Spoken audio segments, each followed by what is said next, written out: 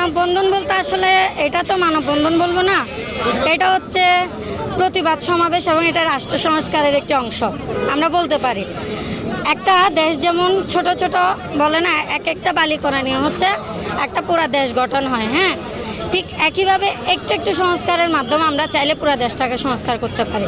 তো এখন যেটা হচ্ছে মূলত আমাদের মহেশখালী যারা প্রতিনিধিরা ছিল তারা প্রথমে একবার দুইবার তিনবার একে একে কয়েকবার করে হচ্ছে কক্সবাজারে যারা জেলা প্রশাসনের ঊর্ধ্বতন কর্মকর্তা আছে তাদের সাথে বসেছিল, কিন্তু তারা আমাদেরকে এখনও সুষ্ঠু কোনো সমাধান দিতে পারেনি। তো এখন কথা হচ্ছে আমরা যদি এখানেই থেমে যাই সেই ক্ষেত্রে আমরা কখনোই সংস্কারটা পাবো না। সুতরাং সেই জায়গায় গিয়ে থামবো যেখানে সংস্কারটা নিশ্চিত করবে। অর্থাৎ আমরা ততক্ষণ পর্যন্ত রাজপথে থাকবো যতক্ষণ না আমাদের দাবি 10টা দাবি মেনে নিচ্ছে।